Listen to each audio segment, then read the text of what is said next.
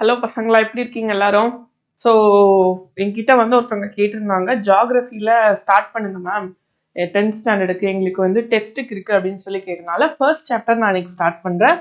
So resources and development அப்படிங்கிற ஒரு chapter ரொம்ப இன்ட்ரெஸ்டிங்காக இருக்கும்.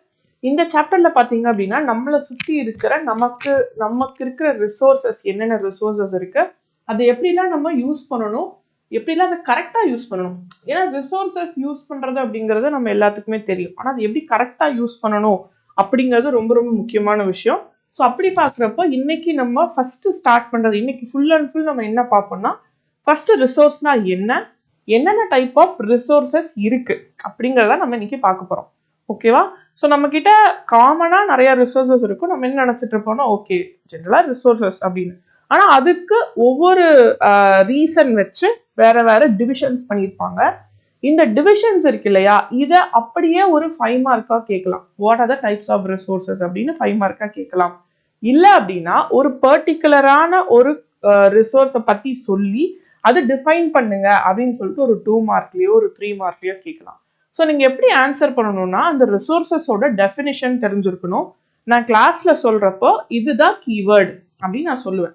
ஸோ அந்த கீவேர்டை நீங்கள் நோட் பண்ணிக்கணும். இன்னொன்று அந்த ரிசோர்ஸஸ்க்கான எக்ஸாம்பிளை நீங்கள் பார்த்துக்கணும். பிகாஸ் எல்லா ரிசோர்ஸும் கிட்டத்தட்ட ஒரே மாதிரி, இந்த டெஃபினிஷன்ஸ்லாம் கொஞ்சம் கொஞ்சம் ஒரே மாதிரி இருக்க மாதிரி உங்களுக்கு தோணலாம். பட் அந்த எக்ஸாம்பிள் ஞாபகம் வச்சுக்கணும், கீவேர்ட் ஞாபகம் வச்சுக்கிட்டிங்கன்னா ஈஸியாக இருக்கும். புரிஞ்சுதா? ஸோ கொஸ்டின் கேட்டாங்கன்னா அந்த டெஃபினிஷன், அதுக்கான எக்ஸாம்பிள், இதுக்கு நீங்கள் ஃபஸ்ட்டு அதை நல்லா புரிஞ்சுக்கணும். ஸோ நம்ம கிளாஸ்க்குள்ளே போகலாம். ஸோ ஃபர்ஸ்ட் சாப்டர் ஜியாகிரஃபியில் உங்களுக்கு ரிசோர்ஸஸ் அண்ட் டெவலப்மெண்ட். ஸோ இதுதான் நம்ம பார்க்க போகிறோம். So what is resources and development அப்படின்னு பார்க்கறதுக்கு முன்னாடி ஐம் டெல்லிங் யூ ஆல், நீங்கள் இந்த சேனல் வேதாந்து மாஸ்டர் தமிழ், இந்த சேனலுக்கு நீங்கள் சப்ஸ்கிரைப் பண்ணிக்கோங்க. எதுக்காக அப்படின்னா, நீங்கள் இந்த நோட்டிஃபிகேஷன்ஸ் நீங்கள் சப்ஸ்கிரைப் பண்ணி நோட்டிஃபிகேஷன் ஆன் பண்ணிங்கன்னா உங்களுக்கு என்னென்ன கிளாஸஸ் வரும் அப்படின்னு சொல்லிட்டு உங்களுக்கு இன்ஃபார்ம் ஆகும். ஸோ ப்ளீஸ் நீங்கள் என்ன பண்ணுங்க அப்படின்னா, யூ ஸ்டார்ட் சப்ஸ்கிரைபிங் இட், உங்கள் ஃப்ரெண்ட்ஸ்க்கு சொல்லுங்கள். அதே மாதிரி இந்த வீடியோஸ் எல்லாத்துக்கும் ஷேர் பண்ணுங்க. உங்களோட ஃப்ரெண்ட்ஸ் யாருக்காவது புரியல அப்படின்னா நினைச்சோம்னா ஷேர் பண்ணுங்க. So that you all can discuss, நம்ம என்ன மேம் கிளாஸ் இது சொன்னாங்க அது சொன்னாங்கிறது உங்களால் டிஸ்கஸ் பண்ண முடியும், நல்லா ரிலேட் பண்ண முடியும்.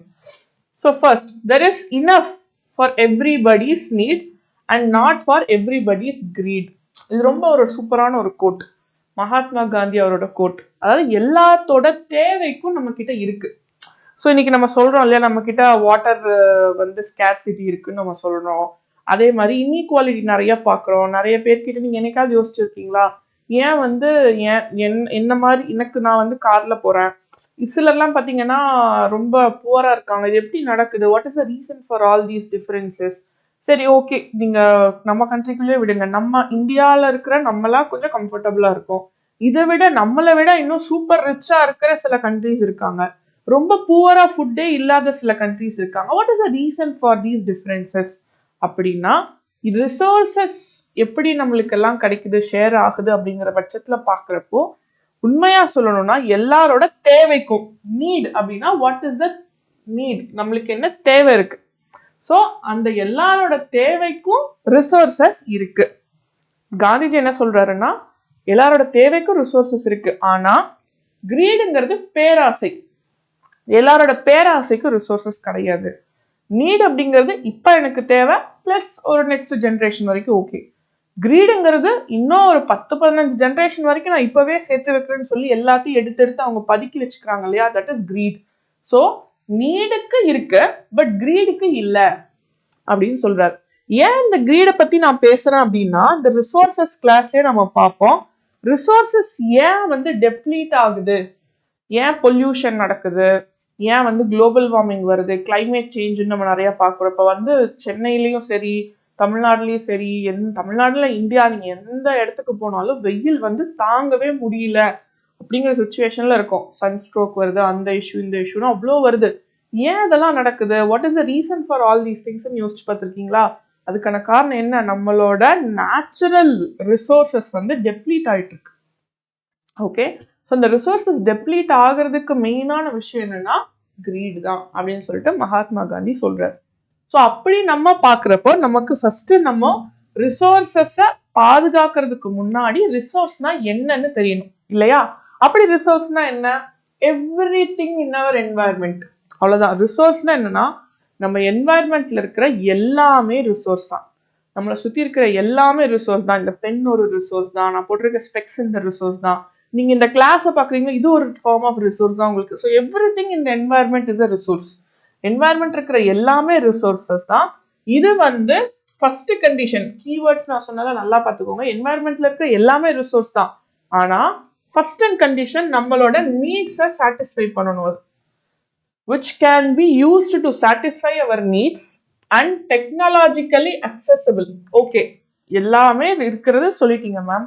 அதில் நம்மளுக்கு யூஸ் ஆகணும்னு சொல்லியிருக்கீங்க. ஓகே, யூஸ் ஆனால் போதுமானா அது நம்மளுக்கு டெக்னாலஜிக்கலி அக்சசபிளாக இருக்கணும்.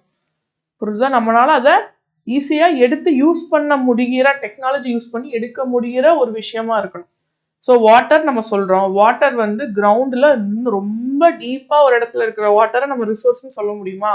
நம்மளால அதை ரீச் பண்ண முடிஞ்சா அது ரிசோர்ஸ், இல்லைன்னா அது நம்மளுக்கு ரிசோர்ஸ் கிடையாது, நம்மளால யூஸ் பண்ண முடியாது. புரிஞ்சுதா? ஸோ நம்மளுக்கு என்வரன்மெண்ட்ல இருக்க எது வேணாலும் இருக்கலாம். ஃபர்ஸ்ட் கண்டிஷன் என்ன? அது நமக்கு தேவைப்படணும். First it should satisfy our needs. Second it should be technologically accessible. அதை ஈஸியாக நம்மளால எடுக்க முடிகிற ஒரு விஷயமா இருக்கணும்.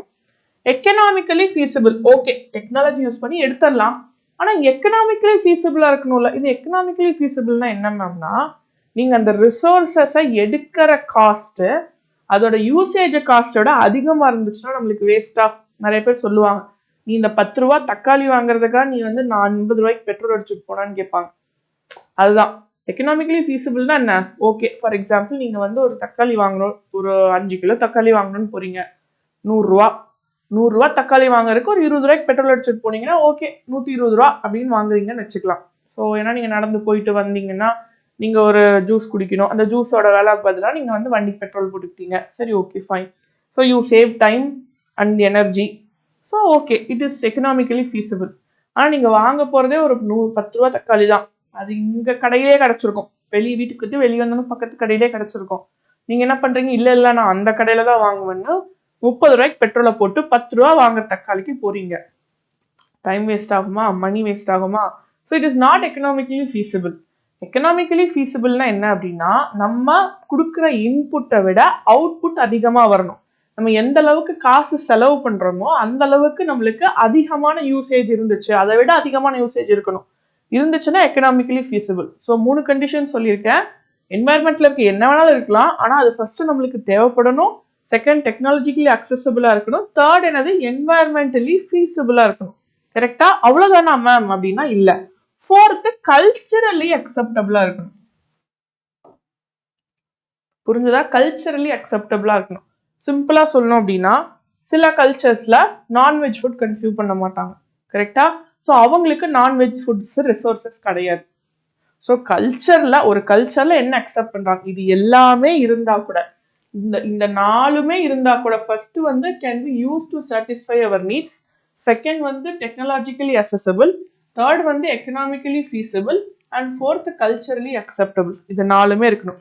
இந்த 4ல் ஒன்று இல்லைன்னாலுமே நம்ம என்ன பண்ண முடியாது? நம்ம அதை ரிசோர்ஸ்ன்னு சொல்ல முடியாது. ஸோ ரிசோர்ஸ்னா என்ன? Anything in the environment that should satisfy our needs, it should be technologically accessible, it should be economically feasible and culturally acceptable. இந்த 4மே இருந்தாதான் அதை நம்ம ரிசோர்ஸ்ன்னு சொல்ல முடியும். புரிஞ்சுதா? ரொம்ப ரொம்ப இம்பார்ட்டன்ட். டிஃபைன் ரிசோர்சஸ் அப்படின்னு கொடுத்தாங்கன்னா நீங்க இதை தான் எழுதணும்.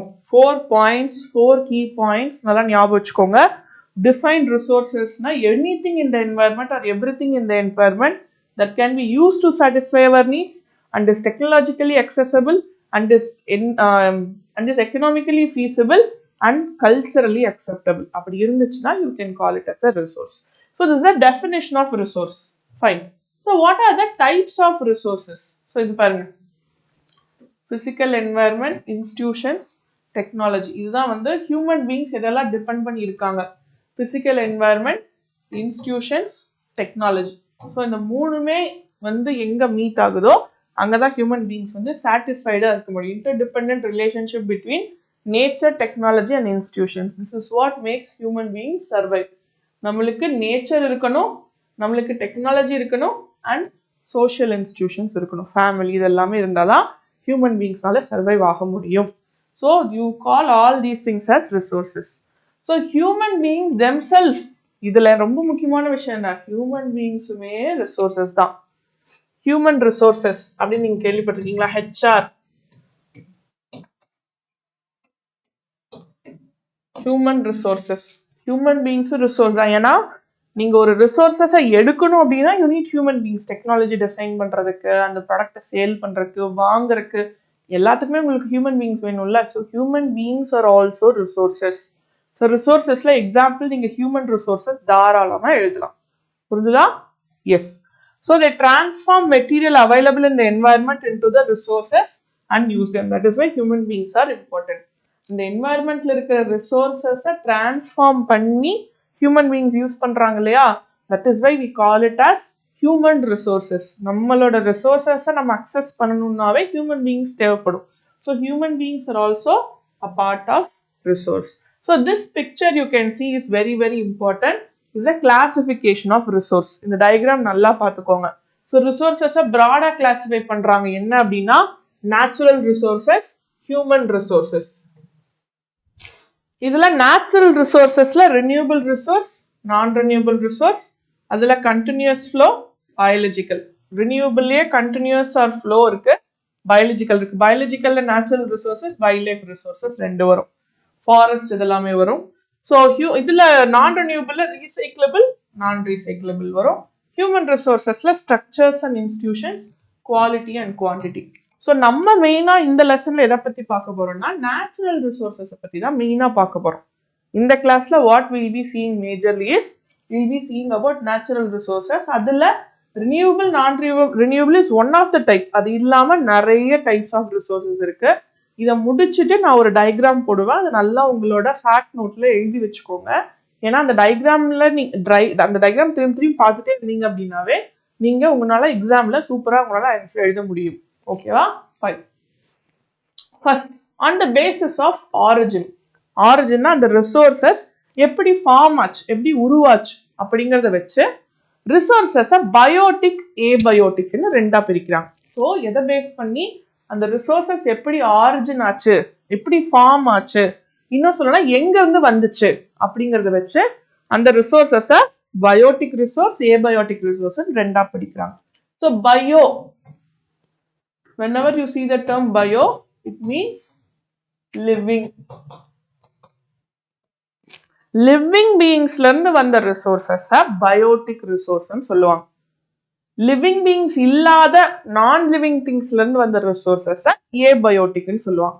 ஸோ லிவிங் அப்படின்னா animals, plants, fungi. So 5 kingdoms of classification நீங்க படிச்சிருக்கலாம்.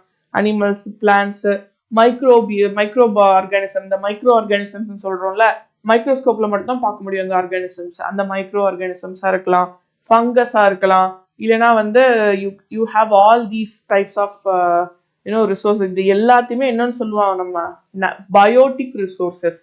ஸோ பயோட்டிக் ரிசோர்சஸ்ங்கிறது லிவிங் பீயிங்ஸ்ல இருந்து வர்றத பயோட்டிக் ரிசோர்ஸ் சொல்லுவாங்க. பயோஸ்பியர்ல இருந்து வந்திருக்கணும், அதுக்கு லைஃப் இருக்கணும் அப்படின்னா அதை வந்து என்னன்னு சொல்லுவாங்க, அது வந்து பயோஸ்பியர்ல இருந்து வந்திருக்கணும், அதுக்கு லைஃப் இருக்கணும், அது லிவிங் திங்கா இருக்கணும். அப்ப அதை வந்து என்னன்னு சொல்லுவாங்க, பயோட்டிக் ரிசோர்ஸ் சொல்லுவாங்க. Human beings, flora and fauna. ஃப்ளோரானா என்னன்னா பிளான்ட்ஸ்,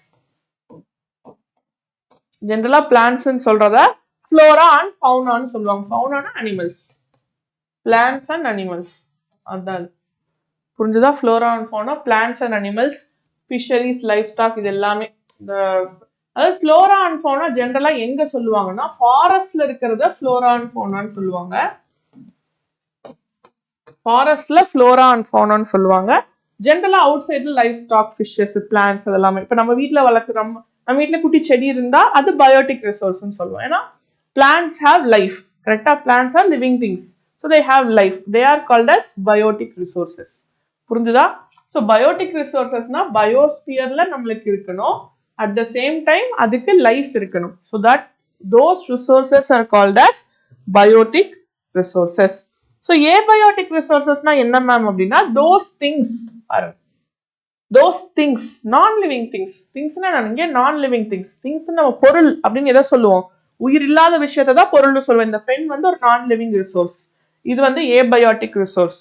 இந்த பெண்ணுக்கு உயிர் இருக்கா? கிடையாது, நோ. பட் இதுவே நான் ஒரு குட்டி பிளான்ட் வச்சிருக்கேன்னா that plant has life, that is biotic. இந்த பென் வந்து ஏபயோட்டிக். புரிஞ்சுதா? Yes. So all things which are composed of non living things are called as biotic resources. Rock, metal, air, water, sunlight, இது எல்லாமே என்னது? Abiotic resources. இதுக்கெல்லாம் life இருக்கானா? No. These things do not have life. Are they living things? No, they are not living things. They are abiotic resources.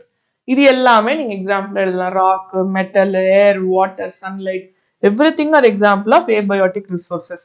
So origin வச்சு ரெண்டா பிரிக்கிறாங்க, biotic, abiotic.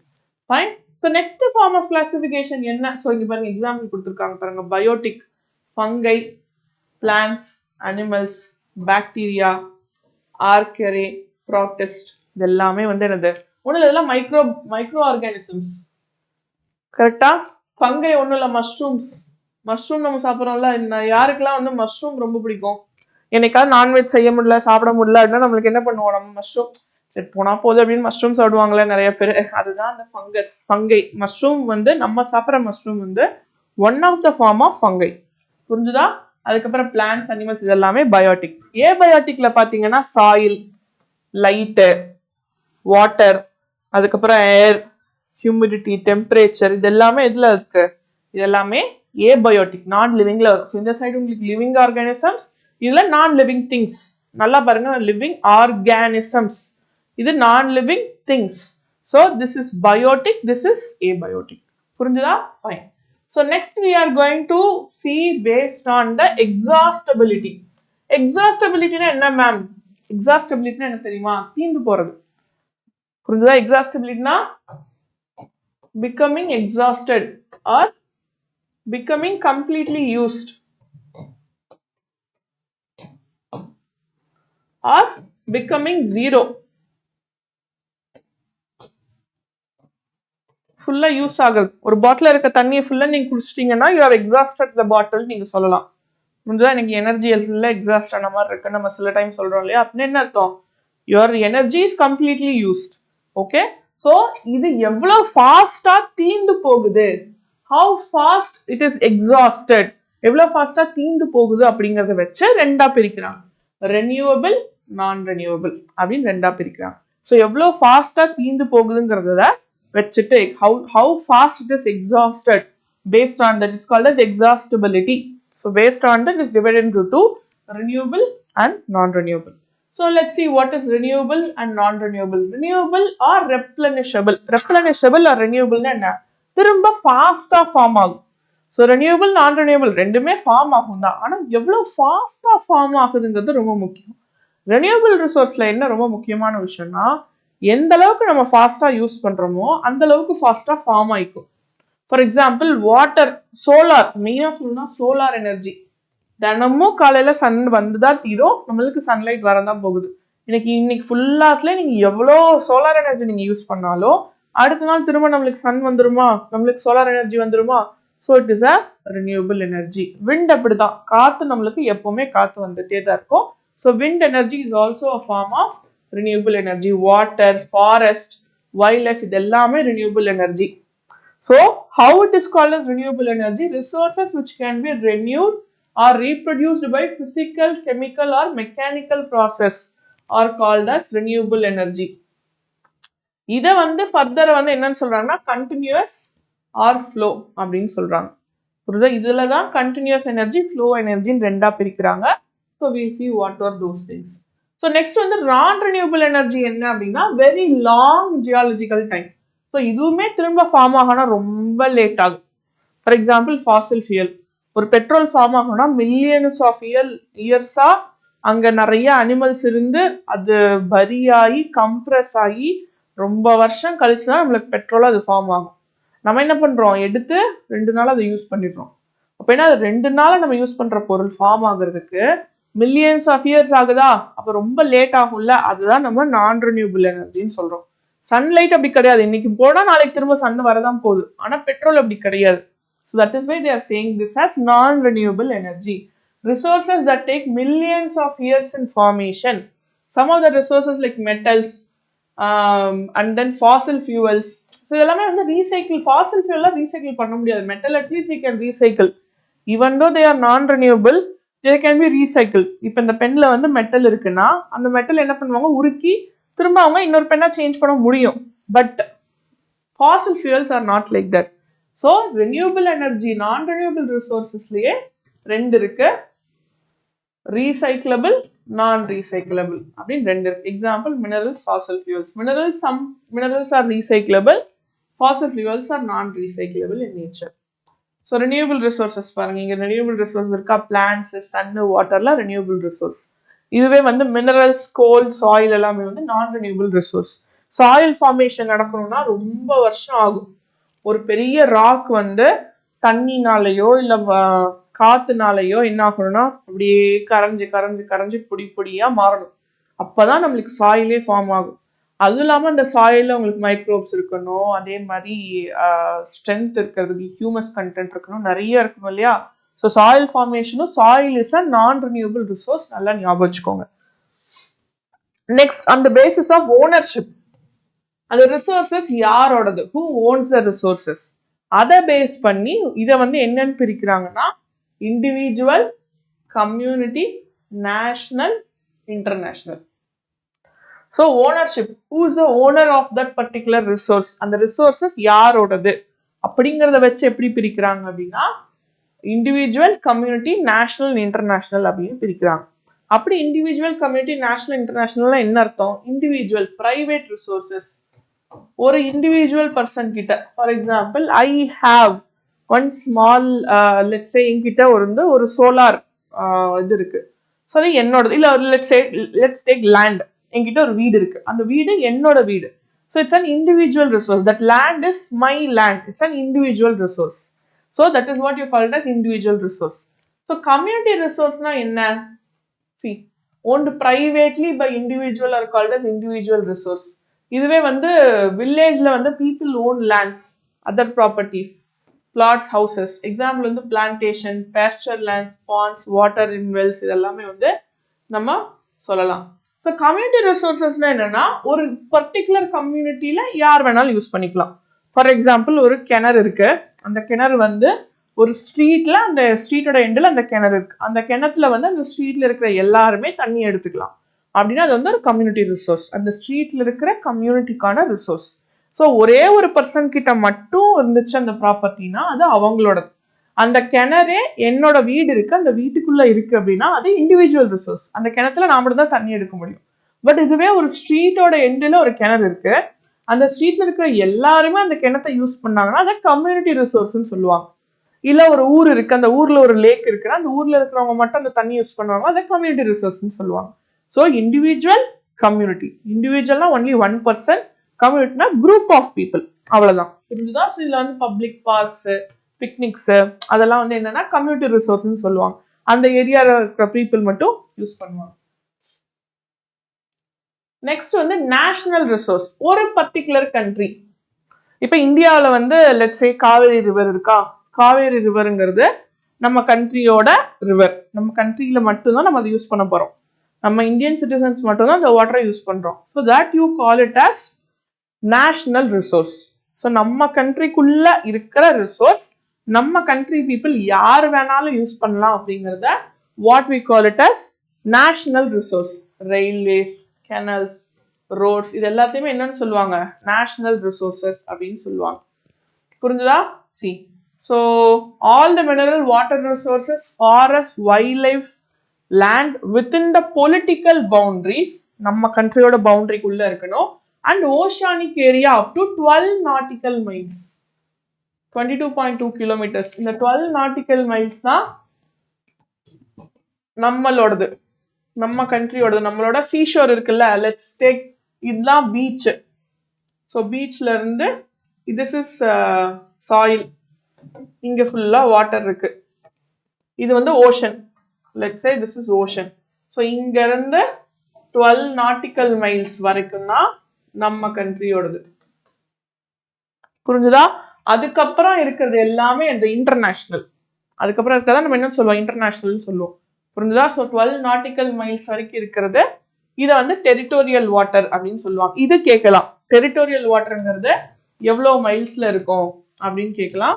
So உங்களுக்கு answer அது 12 நாட்டிக்கல் மைல்ஸ் அப்படிங்கிறது நீங்க சொல்லணும். புரிஞ்சுதா? And resources belong to the nation. So இந்த ரிசோர்சஸ்ல என்னன்னு சொல்லுவோம், நம்ம நேஷனல் ரிசோர்சஸ்ன்னு சொல்லுவோம். ஸோ ஒரு கோஸ்ட் லைன்ல இருந்து 12 நாட்டிக்கல் மைல்ஸ் வரைக்கும் இருக்கிறத டெரிட்டோரியல் வாட்டர்ஸ், ஓஷன், கடல்ல. இப்போ நீங்க மெரினா பீச்ல போய் நிற்கிறீங்க, மெரினா பீச்ல இருந்து 12 நாட்டிக்கல் மைல்ஸ் கடலுக்குள்ள இருக்கிறதா இந்தியன் வாட்டர்ஸ். அதுக்கப்புறம் நீங்க அந்த இதை தாண்டி போயிட்டா அது வந்து இன்டர்நேஷனல் வாட்டர். அங்க ரூல்ஸ் அண்ட் ரெகுலேஷன்ஸ் வேற மாதிரி இருக்கும். புரியுது? அது இல்லாம நம்ம கண்ட்ரிக்குள்ள இருக்கிற forest, wildlife, roads, railways, water bodies எல்லாமே நம்ம கண்ட்ரியோடது. So that is called as national resources. புரிஞ்சுதா? ஸோ அப்படின்னா என்ன மேம் இன்டர்நேஷனல் ரிசோர்சஸ்னா என்ன மேம் அப்படின்னு கேட்டா, இது வந்து இன்டர்நேஷனல் இன்ஸ்டிடியூஷன்ஸ் வந்து ரெகுலேட் பண்ணுவாங்க. ஸோ இந்த 12 நாட்டிக்கல் மைல்ஸ் தாண்டி இருக்கு இல்லையா, ஸோ இதெல்லாமே என்னது, so the oceanic resources beyond 200 nautical miles of exclusive economic zone. So 200 nautical miles வந்து என்னன்னு சொல்லுவாங்கன்னா எக்ஸ்க்ளூசிவ் எக்கனாமிக் ஜோன் அப்படின்னு சொல்லுவாங்க. ஸோ இது வந்து என்ன அப்படின்னா, அந்த 200 நாட்டிக்கல் மைல்ஸ்க்கு மேலே இருக்கிறது எந்த கண்ட்ரி வேணாலும், எந்த ஒரு கண்ட்ரிக்கு இல்லை, நிறைய கண்ட்ரி சொந்தம் இருக்கும். இந்த ரூல்ஸ் அண்ட் ரெகுலேஷன் இருக்கும், யாரு எப்படி யூஸ் பண்ணுங்கிற ரூல்ஸ் இருக்கும். இதெல்லாம் இன்டர்நேஷனல் ரிசோர்சஸ்ன்னு சொல்லுவாங்க. இந்த இன்டர்நேஷனல் ரிசோர்சஸ்க்கு தான் வேர்ல்டுல இருக்கிற நிறைய பேர் சண்டை போட்டுக்குவாங்க. ஸோ இந்த அதனால தான் என்ன பண்ணாங்கன்னா நியூ ரூல்ஸ் அண்ட் ரெகுலேஷன்ஸ் வந்துருச்சு. புரிஞ்சுதா? ஸோ ரூல்ஸ் அண்ட் ரெகுலேஷன்ஸ் வந்து யுனைடெட் நேஷன்ஸ் ஆர்கனைசேஷன் நீங்க கேள்விப்பட்டிருப்பீங்க இல்லையா, அந்த மாதிரி இன்டர்நேஷனல் ஆர்கனைசேஷன் என்ன பண்ணுவாங்கன்னா அவங்களுக்குள்ள பேசி இல்லை இதுதான் ரூலு, இந்த கண்ட்ரி இதெல்லாம் ரூல் யூஸ் பண்ணிக்கலாம், இந்த கண்ட்ரி இதெல்லாம் யூஸ் பண்ணிக்கலாம், ரெண்டு பேருக்குள்ள சண்டை போட்டுக்காதீங்க, ஹெல்ப் பண்ணிக்கோங்க. ஸோ இந்த ஏரியாவில் இந்த ஷிப்ஸ் எல்லாம் போகலாம், இந்தியன் ஷிப்ஸ் இங்கெல்லாம் போகலாம். ஸோ இந்த மாதிரியான ரூல்ஸ் இருக்கும். ஸோ அதுதான் இன்டர்நேஷனல் ஆர்கனைசேஷன் ரெகுலேட் பண்ற விஷயங்கள் எல்லாத்தையுமே இன்டர்நேஷனல் ரிசோர்ஸ்ன்னு சொல்லுவாங்க. ஒரு கண்ட்ரி மட்டும் யூஸ் பண்ணிட்டு இருக்காங்கன்னா அதை நேஷனல் ரிசோர்ஸ்ன்னு சொல்லுவாங்க, நிறைய கண்ட்ரி யூஸ் பண்ணாங்கன்னா அதை இன்டர்நேஷனல் ரிசோர்சஸ்ன்னு சொல்லுவாங்க. ஸோ ஓனர்ஷிப்பை பேஸ் பண்ணி 4 என்னது, private, sorry individual, community, national, international. Okay, yes. So the national resources, international resources அது இங்கே கொடுத்துருக்கேன். ஸோ அதே மாதிரி basis of status of development, எந்த அளவுக்கு இப்போ ரெடியா இருக்கு, புரிஞ்சுதா? ஸோ எந்த அளவுக்கு எந்த ஸ்டேஜ் ஆஃப் யூசேஜ்ல இருக்கு அப்படிங்கறத வந்து என்னன்னு சொல்லுவாங்கன்னா பொட்டன்ஷியல். பொட்டன்ஷியல் அப்படின்னா இப்போ உடனே எடுத்து நம்மளால யூஸ் பண்ண முடியும். It is very helpful, very useful. Developed stock resource. So அப்படின்னா என்ன அப்படின்னு நம்ம பார்க்கலாம். So the resources which are found in the region but not have been utilized. So ரீஜன்ல இருக்கு இன்னும் நம்ம யூஸ் பண்ணல அப்படிங்கிறத பொட்டன்ஷியல் ரிசோர்ஸ்ன்னு சொல்லுவாங்க. ஸோ எக்ஸாம்பிள் வந்து ராஜஸ்தான், குஜராத்லலாம் வந்து wind and solar energy potential இருக்கு, நம்ம ஒரு வேலை செட் பண்ணா நமக்கு யூஸ் ஆகும், அங்க வாய்ப்பு இருக்கு, நம்மளுக்கு கண்டிப்பா யூஸ் ஆகும் அப்படின்னு சொல்றதெல்லாம் பொட்டன்ஷியல் ரிசோர்ஸ்ன்னு சொல்லுவோம். நிறைய பொட்டன்ஷியல் ஸ்டூடெண்ட் அவன் நினைச்சா படிக்கலாம் ஆனா படிக்க மாட்டேங்கிறானே, பொட்டன்ஷியல் ஸ்டூடெண்ட் தான் ஆனா படிக்க மாட்டேங்கிறான், கேள்விப்பட்டிருக்கீங்களா? ஸோ அப்படின்னா என்ன அர்த்தம், அவங்க கிட்ட எல்லாமே இருக்கு ஆனா இன்னும் யூஸ் பண்ணல, பட் நினைச்சா யூஸ் பண்ண முடியும் அப்படிங்கறதா potential resources. So resources are there but not yet used, so that is called as potential resources. so அது வந்து எக்ஸாம்பிள் வந்து ராஜஸ்தான், குஜராத்ல விண்ட் எனர்ஜி இருக்கு அப்படின்னு சொல்லியிருக்காங்க. So resources which are developed resources survey பண்ணியாச்சு, எவ்வளோ குவாலிட்டியில இருக்கு, எவ்வளோ குவான்டிட்டியில இருக்கு, அதை எந்த அளவுக்கு டெவலப் பண்ணணும், என்னெல்லாம் பண்ணணும் எல்லாமே ரெடி ஆயிடுச்சு. ஸோ அதுதான் டெவலப்டு ரிசோர்சஸ். ஸோ பிஃபோர் ஒரு ஸ்டெப் முன்னாடி, யூசேஜுக்கு ஒரு ஸ்டெப் முன்னாடி. ஸோ நம்ம பொட்டன்ஷியல்னா என்ன யூஸ் பண்ணலான்னு யோசிச்சு வச்சிருக்கோம், டெவலப்டு ஸ்டாக்னா யூஸ் பண்றதுக்கு என்னெல்லாம் பண்ணணும்னு ரெடி பண்ணி வச்சுட்டோம், அதை வந்து டெவலப்டு ஸ்டாக்னு சொல்லுவாங்க. ஹைட்ரஜன் வந்து ரிச் ரிசோர்ஸ் ஆஃப் எனர்ஜி அப்படிங்கிறதுனா இன்னும் நம்மளுக்கு டெக்னாலஜி அதிகமா இல்லாதனால நம்ம யூஸ் பண்ணாம வெயிட் பண்ணிட்டு இருக்கோம். பட் ஹைட்ரஜன் எப்படி ப்ரொடியூஸ் பண்ணணும், அந்த என்ன டெக்னாலஜிலாம் வந்து யூஸ் பண்ண முடியும், அப்படி எல்லாமே நம்ம ரிசர்ச் பண்ணிட்டு இருக்கோம். ஸோ இதெல்லாமே என்னது டெவலப்டு ஸ்டாக்கு கீழே வரும். Finally reserves, subset of stock which can be put into use with the help of existing technical know-how but their use has not been started. எப்படி யூஸ் பண்றதுன்னு தெரியும், எல்லாம் ரெடி பண்ணிட்டு இருக்கோம், நம்ம சீக்கிரமா யூஸ் பண்ணுவோம். லைக் வாட்டர், டேம்ல இருக்கிற வாட்டர் அதை ஓப்பன் பண்ணா நம்ம யூஸ் பண்ணுவோம், நம்ம ஸ்டோர் பண்ணி வச்சாச்சு, எல்லாமே ready. So will be using it, so which can be used in the future. So அதுதான் என்னன்னு சொல்றாங்கன்னா we call it as, ஒரு நிமிஷம்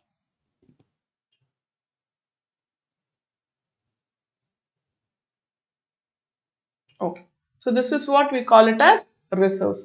ஸோ திரும்பவும் நான் சொல்கிறேன், நல்லா பார்த்துக்கோங்க. What are the types of resources அப்படிங்கிறதுக்கு ஒரு சின்ன ரிவிஷன் மாதிரி சொல்கிறேன். So we just will C.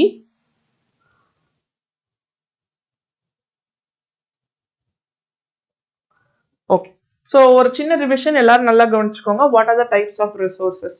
Resources based on origin, biotic, abiotic. பயோட்டிக்னா லிவிங், ஏபயோட்டிக்னா நான் லிவிங். எக்ஸாம்பிள், பயோட்டிக்ல பிளான்ஸ் ஒரு எக்ஸாம்பிள் வச்சுக்கோங்க, ஏபயோட்டிக்ல சன்லைட் வச்சுக்கோங்க. நெக்ஸ்ட் பேஸ்ட் ஆன் எக்ஸாஸ்டபிலிட்டி, எவ்வளோ சீக்கிரமா அது யூஸ் ஆகிடும், எவ்வளோ சீக்கிரம் அதை நம்ம திரும்ப ரெனியூ பண்ண முடியும். அப்படி பார்க்குறப்ப renewable energy, non renewable energy. Renewable எனர்ஜியில் சோலார் எனர்ஜி வச்சுக்கோங்க. நான் ரெனியூபிள் ரிசோர்ஸஸில் you can keep fossil fuels or minerals. So next நம்ம ஓனர்ஷிப். ஓனர்ஷிப் வந்தோம்னா இண்டிவிஜுவல் ஓனர்ஷிப், ஒருத்தர் மட்டும் வச்சிருந்தா இண்டிவிஜுவல் ஓனர்ஷிப். கம்யூனிட்டி ஓனர்ஷிப், நிறைய பேர் சேர்ந்து யூஸ் பண்ணால் community ownership. Next you will be coming to this side. So அது என்னது? This side you will be coming to national resources. நம்ம கண்ட்ரிக்கு பொலிட்டிக்கல் பார்டருக்குள்ள இருக்கிறது, நம்ம கண்ட்ரி பீப்புள் மட்டும் யூஸ் பண்றது. இதுல ஒரு எக்ஸாம்பிளா டெரிட்டோரியல் வாட்டர்ஸ், ஷோர்ல இருந்து 12 nautical miles, 22.2 kilometres, 12 nautical miles இருக்கிறத நம்ம என்னன்னு சொல்லுவோம் அப்படின்னா டெரிட்டோரியல் வாட்டர்ஸ். அது ஒரு எக்ஸாம்பிள். இன்டர்நேஷனல் ரிசோர்ஸஸ்ங்கிறது இன்டர்நேஷனல் இன்ஸ்டிடியூஷன்ஸ் எல்லாம் சேர்ந்து ரூல்ஸ் அண்ட் ரெகுலேஷன்ஸ் போட்டு வேர்ல்ட்ல இருக்க எந்த கண்ட்ரி வேணாலும் யூஸ் பண்ணலாங்க இருக்கிற ரிசோர்ஸஸை இன்டர்நேஷனல் ரிசோர்ஸஸ்ன்னு சொல்லுவாங்க. ஸோ அதில் ஒரு எக்ஸாம்பிள் வந்து 200 நாட்டிக்கல் மைல்ஸ் எக்ஸ்க்ளூசிவ் எக்கனாமிக் ஜோனுக்கு மேலே இருக்கிற வாட்டர் எல்லாமே என்னது? இன்டர்நேஷனல் ரிசோர்ஸஸில் தான் வரும். நெக்ஸ்ட் ஃபைனலாக என்னென்னா ஸ்டேட்டஸ் ஆஃப் டெவலப்மெண்ட்டை வச்சு பார்க்குறப்போ நம்ம என்னெல்லாம் பார்த்தோம்? Potential resources, developed stock, and then we have something called as reserves. So இது எல்லாமே தான் அது டைப்ஸ் ஆஃப் ரிசோர்ஸஸ். நெக்ஸ்ட் கிளாஸில் இந்த ரிசோர்ஸஸ் எப்படி நம்ம டெவலப் பண்ணணும், ரிசோர்ஸஸ்ல டெப்ளீஷன் எப்படிலாம் நடக்குது, அதை எப்படிலாம் ப்ரிவென்ட் பண்ணும், இது எல்லாமே நம்ம நெக்ஸ்ட் கிளாஸ்ல பார்ப்போம். So thank you so much. ஜாகிரஃபியில் ஃபர்ஸ்ட் லெசன் ஸ்டார்ட் பண்ணிட்டோம். சீக்கிரமே கடை நம்ம என்ன பண்ணுவோம், நிறைய லெசன்ஸை முடிச்சுட்டு நிறைய ரிவைஸ் பண்ணிட்டு நம்ம 10th ஸ்டாண்டர்ட்ல நம்மளோட பிளான் என்ன, மார்க்ஸ் காட்டியே ஆகணும், ஃபுல் மார்க்ஸ் எடுத்தே ஆகணும். கண்டிப்பாக நம்ம சம்பவம் செய்வோம். ஓகே ஃபைன், பாய் பாய், தேங்க்யூ ஸோ மச். சீக்கிரமா நம்ம திரும்ப பார்க்கலாம். பாய்.